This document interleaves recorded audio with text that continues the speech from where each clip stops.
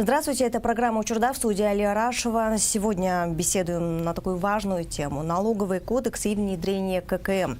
Сегодня в нашей студии председатель Государственной налоговой службы Алтынбек Абдувапов. Алтынбек Канбекович, здравствуйте еще раз. Расскажите, первый вопрос, как работает система ККМ, почему это важно для Кыргызстана и какой в этом интерес для бизнеса? Здравствуйте, Алия. Для начала я бы хотел отчитаться за исполнение плана за 2021 год. То есть в 2021 году Государственная налоговая служба собрала в порядке более 105 миллиардов. Да?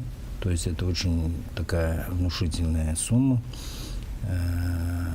На порядок отличается в сравнении с предыдущими годами. То есть если мы сравним с 2020 годом, то это на 22,6 миллиардов Государственная налоговая служба в 2021 году собрала больше. Да?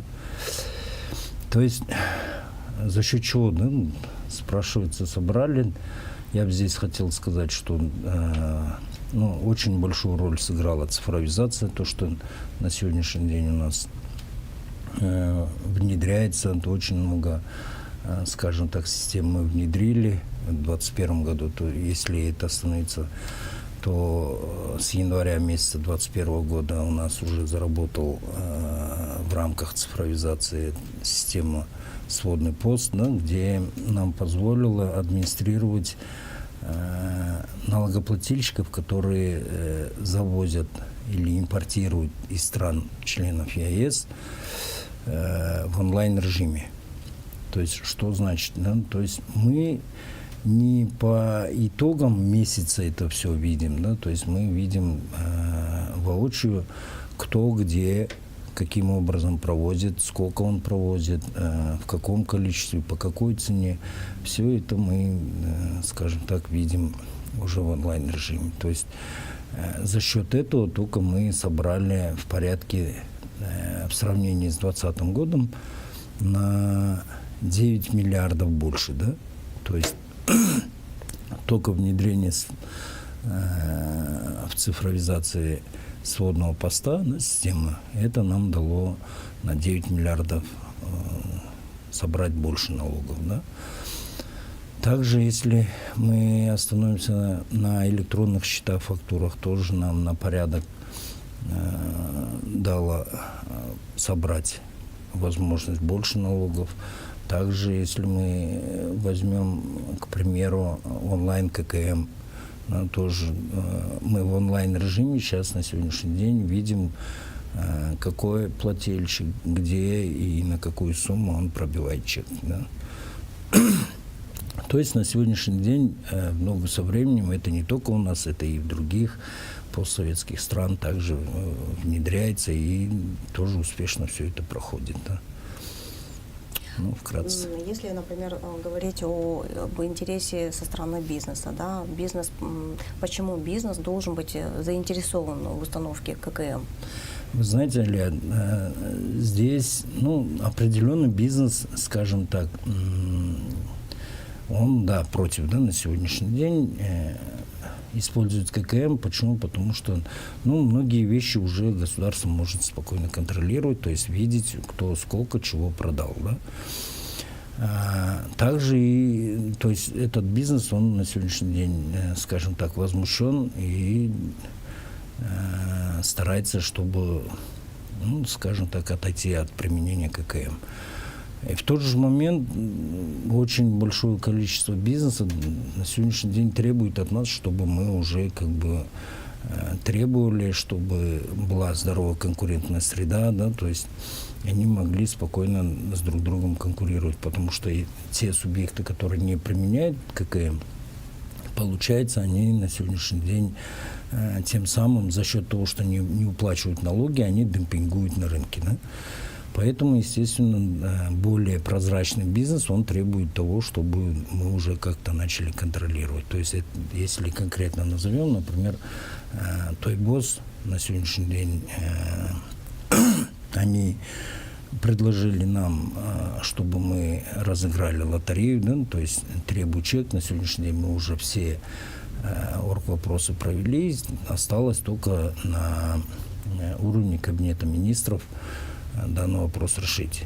То есть мы о чем здесь говорим? Контрольно-кассовый чек уже люди, требуя этот чек, сканируя и отправляя на сервер Государственной налоговой службы, тем самым они будут уже участвовать в акции лотереи. Да? То есть компания Toyboss готова в этом году профинансировать нам, поставить в качестве приза это автомобиль. Red Petroleum также автомобиль готов. Еще очень много компаний, которые... одна компания предложила там на каждый розыгрыш по 10 телефонов. Да? И, естественно, в конце мы собираемся выставить уже на розыгрыш квартиру под ПСО. Да? Получается, вы таким образом стимулируете клиентов, да, тех, кто обслуживается в магазинах, в кафе, в любых других, пользуется услугами, требовать чек. Да. Да, и таким образом чувствовать свой вклад непосильный в государственный бюджет. Совершенно верно. Ну, здесь хочется отметить о том, что весь призовой фонд, он у нас формируется за счет бизнеса. Да? То есть от государства требуется только всего лишь профинансировать организационную работу по проведению данной лотереи. Да? И провести информационную кампанию. Да. Установка кассовых аппаратов коснется всех абсолютно, и даже малый бизнес.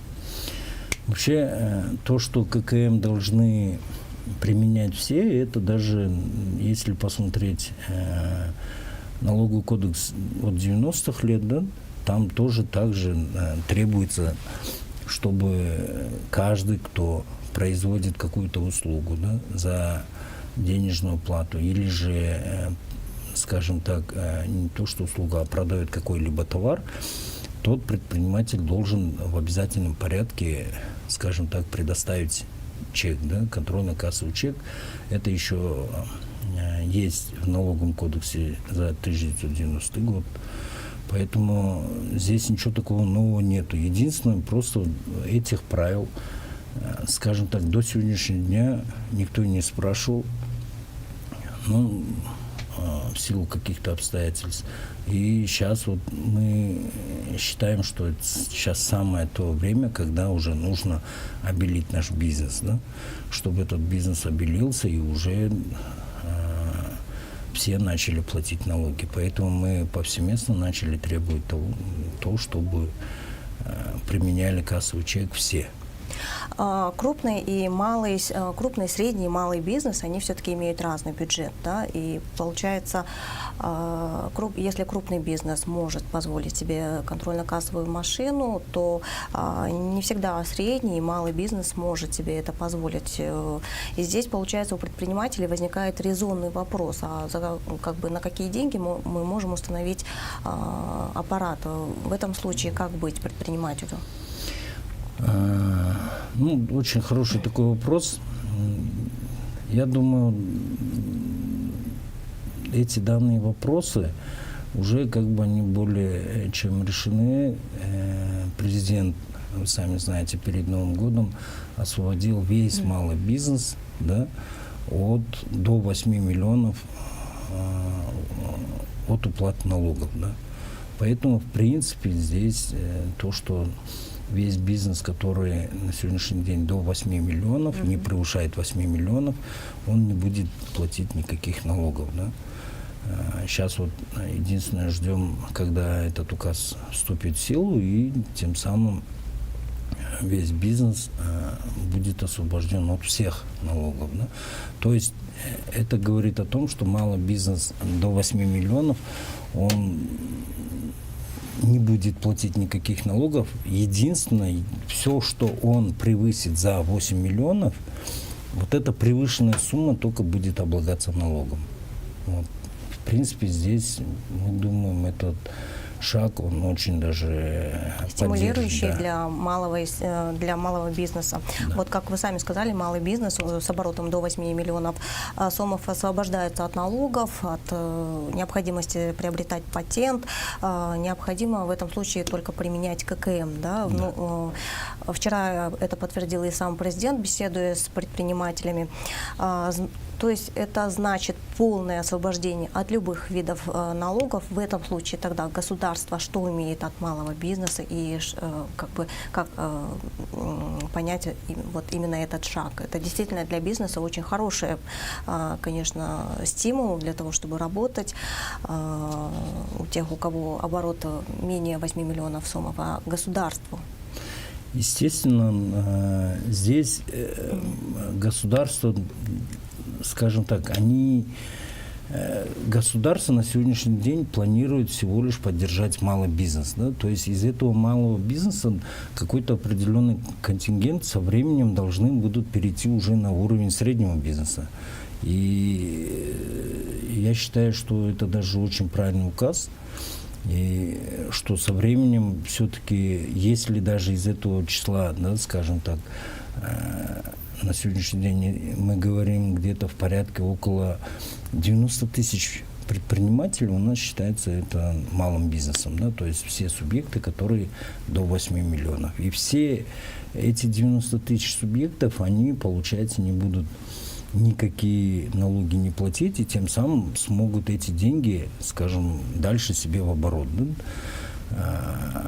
При этом нужно учитывать, что если до этого этот малый бизнес, он приобретал, скажем, патент от 1000 сомов до 7000 сомов, да, то уже указом президента вот эта уплата, она убирается. Понимаете? И тем самым президент, скажем, такой жест, даже можно сказать, сделал в сторону бизнеса, чтобы поддержать их каким-то образом.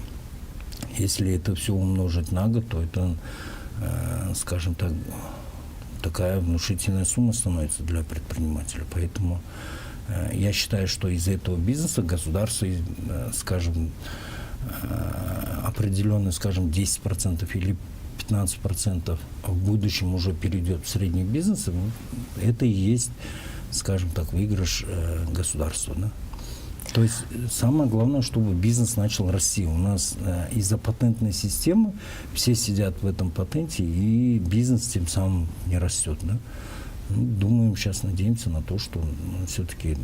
Ну, что касается перехода от малого к среднему бизнесу, да, любой бизнес, он, если, конечно, развивается хорошо, и в этом случае тогда, получается, малый бизнес превращается в средний и, возможно, в будущем даже в крупный бизнес.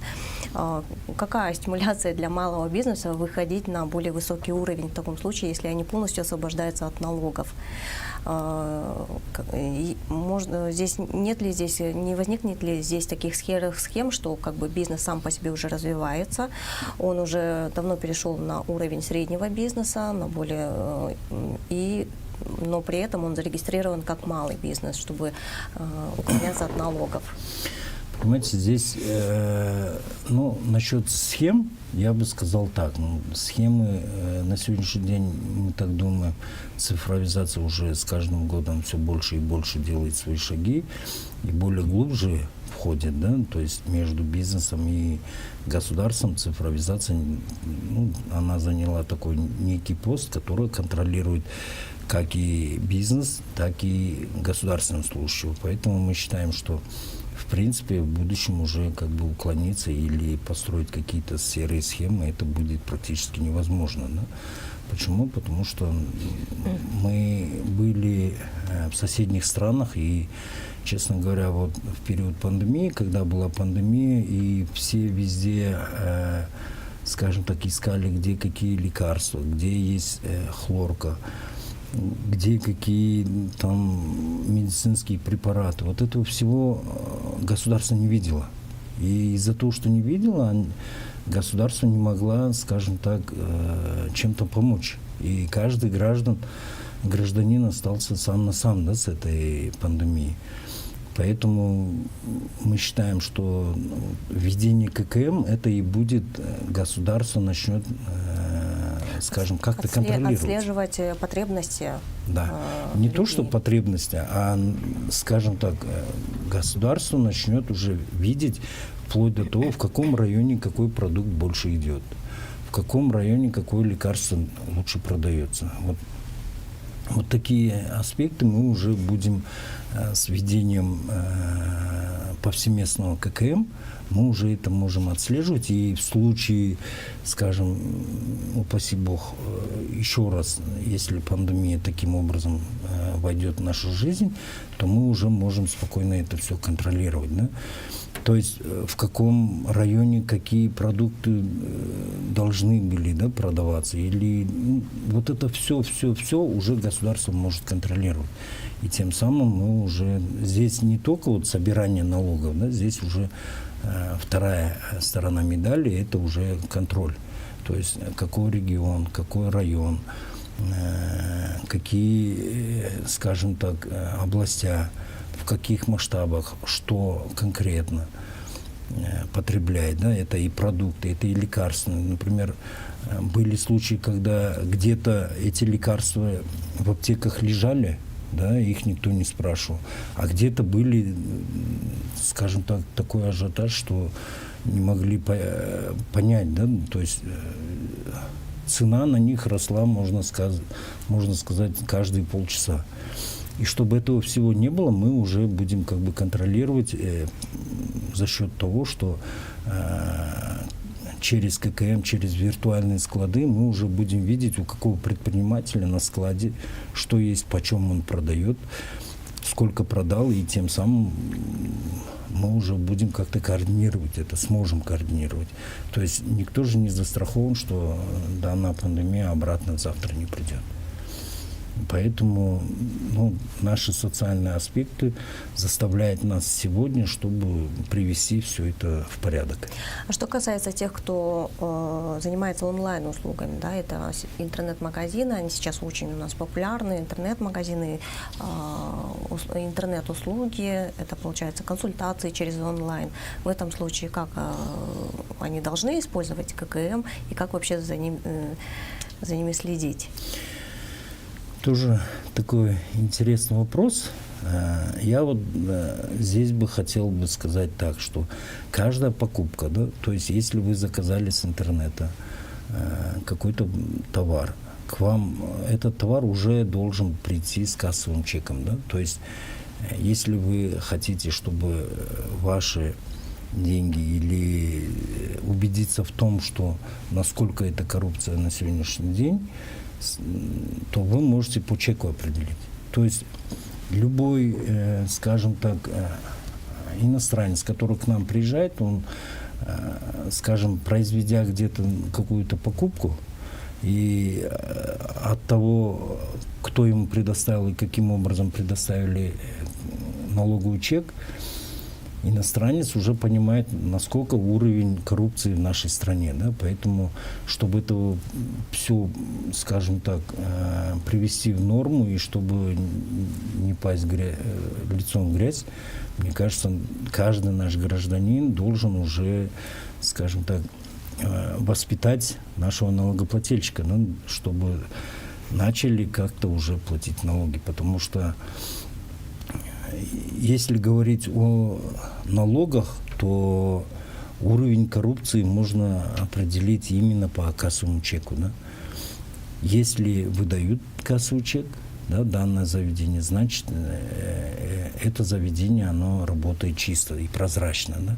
Если же не дают кассовый чек, значит, это заведение, оно коррумпированное, да, заведение. Поэтому я бы призвал каждого гражданина, тот, кто на сегодняшний день, скажем, патриот, тот, который хочет, чтобы у нас в бюджете было больше денег, тем самым решались очень большие социальные вопросы, да, то есть это, если поступает больше налогов, это говорит о чем? Это зарплата учителей, это зарплаты журналистов, да, это пенсии пенсионеров, это вообще соцблок можно будет сполна закрывать.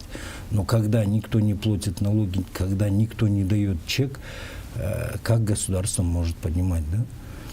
Поэтому мы бы потребовали, то есть просим всех граждан, чтобы они требовали чек. А сколько сегодня у нас на сегодняшний день в Кыргызстане имеется ККМ аппаратов? Если взять статистику, то в декабре у нас, в начале декабря у нас было 24 тысячи. Да, 24, то сегодня у нас уже 32 тысячи аппаратов. Это, если сравнить, я бы вам хотел бы привести такую статистику, где, скажем так, в Беларуси на каждого 39-го гражданина установлена контрольно-кассовая машина. Да? В России на каждого 36-го гражданина установлена контрольно-кассовая машина. В Казахстане на каждого 26-го гражданина установлена контрольно-кассовая машина. А в Кыргызстане на каждого 251-го гражданина всего лишь у нас... один аппарат. Практически у нас никак... нисколько, да, можно сказать. То есть работа очень на низком уровне. Поэтому я бы попросил всех предпринимателей тоже уже побыстрее установить эти контрольно-кассовые машины и начать уже работать, да, то есть... Вы знаете, контрольно-кассовые машины на самом деле существовали в Кыргызстане давно, да, то есть все равно крупный бизнес, он имел у себя контрольно-кассовые машины. Но такой пик, ажиотаж начался все-таки в конце 2021 года, да, и предприниматели выходили с митингами, были против. Это был декабрь, январь, вот на февраль, да, получается, на середину февраля. С этим как обстоят дела? Сейчас уже настроение как-то поменялись, люди начали все-таки осознавать, что контрольно-кассовые машины, они необходимы. Вот смотрите, я вам приведу статистику, и там вы уже сами решите. Да? Весь вот этот ажиотаж в ноябре, в декабре, который у нас в ушедшем году произошел с контрольно-кассовыми машинами, он свои плоды дал незамедлительно. Да? То есть, если посмотреть собираемость налогов. Да? Собираемость налогов у нас, например, в 2020 году в январе мы собрали 6,5 миллиардов. Да? То есть за январь 2020 года эта сумма составляла 6,5 миллиардов.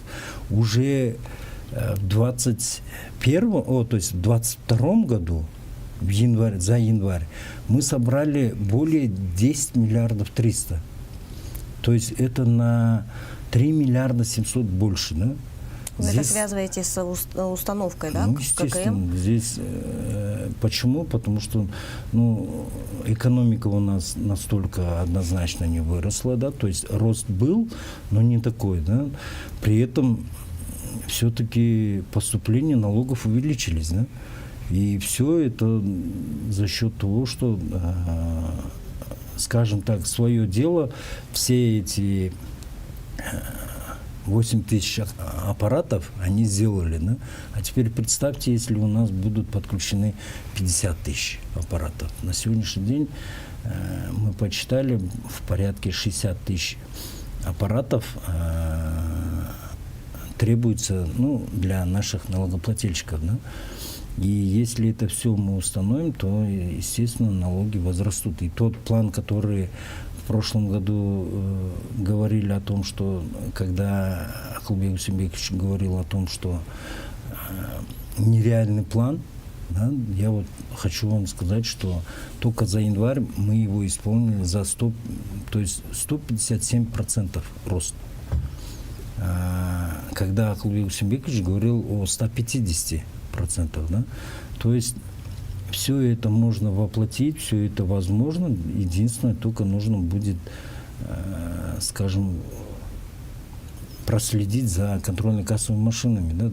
Это при всем том, вы можете даже произвести опрос, весь тот бизнес, который платил в 2021 году в январе, он также платил в 2022 году в январе. То есть нагрузка на него не легла, да. Здесь нагрузка легла за счет теневого бизнеса.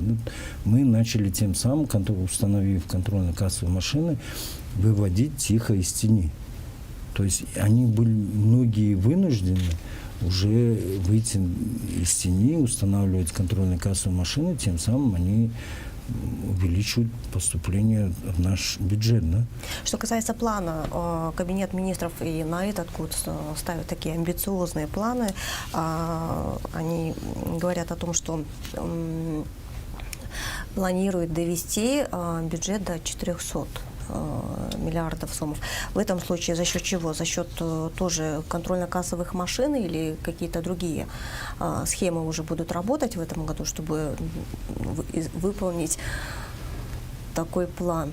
Алия, смотрите, здесь я вам приведу вот так вот. Из 400 миллиардов 200 половину исполняет практически налоговый, да? То есть в порядке это 197 миллиардов это исполняет налоговая служба.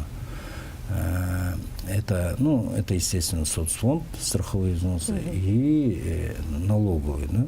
Налоговые, да, мы, когда говорили о том, что мы исполним этот, скажем, план, мы просчитывали. И, естественно, мы с запасом. Но на сегодня я могу с уверенностью заявить на сегодняшний день, да, что не то, что 155 миллиардов, да, мы его исполним, мы его готовы уже практически исполнить минимум на 170 миллиардов. Да?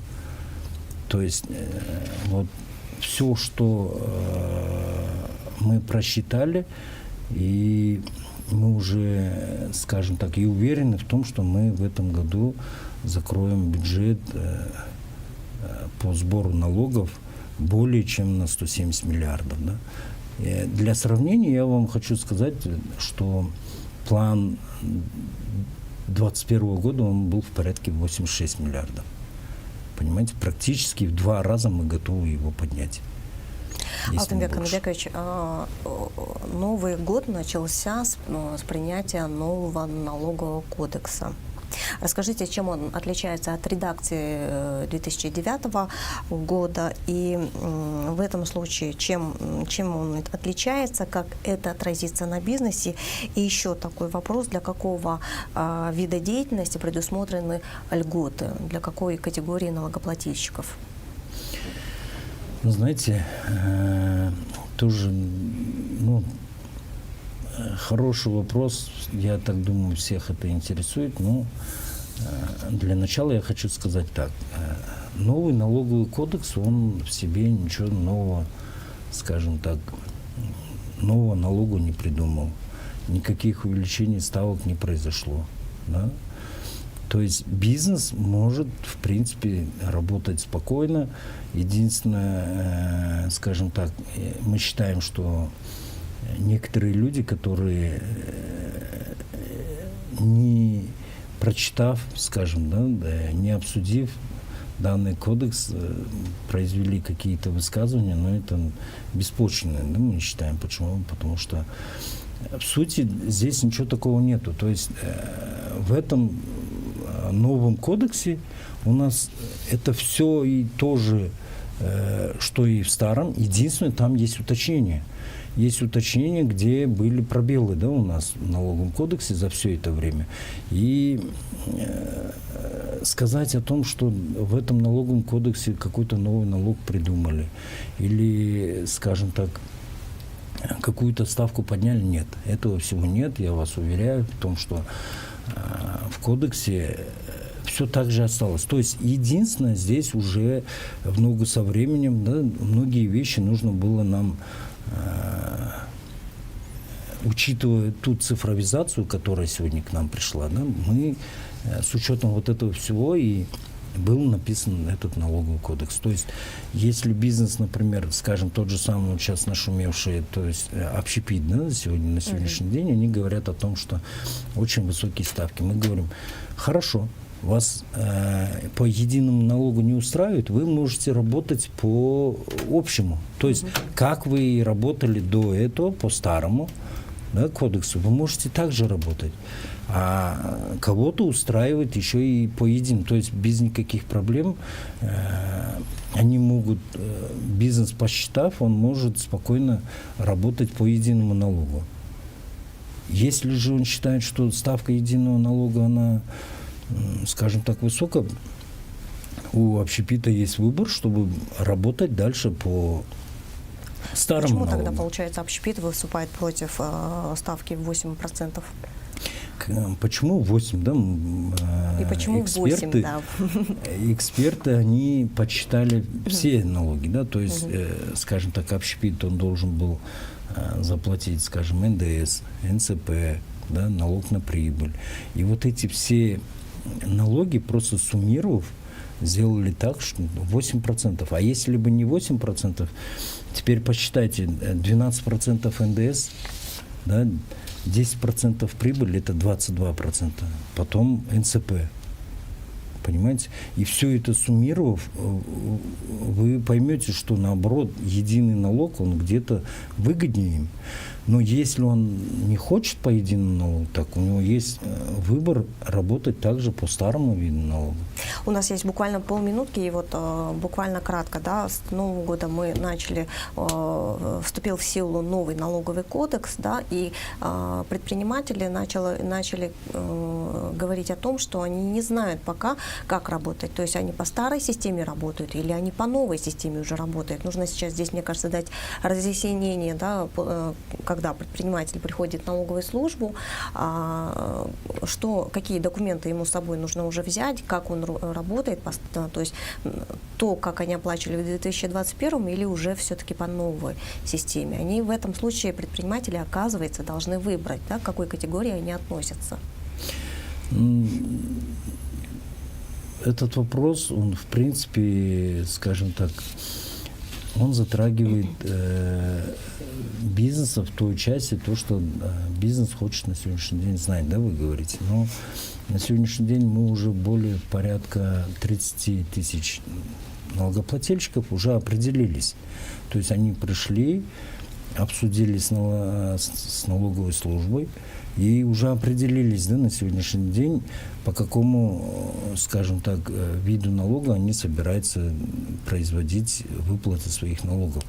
Поэтому, то есть я что хочу сказать, это вкратце, уже выбрали режим, то есть все те, которые люди остались, еще не произвели, они продолжают работать и по старому режиму, да, то есть и уже, скажем так, в декабре, в конце года они могут определиться с тем, по какому режиму они хотят работать. Спасибо, Алтынбек Канбекович, за беседу. Я напоминаю, у нас в студии был председатель Государственной налоговой службы Алтынбек Абдувапов. Мы беседовали на тему ККМ и налогового кодекса. В студии работала Алия Арашева. Спасибо за внимание, удачи вам и до свидания.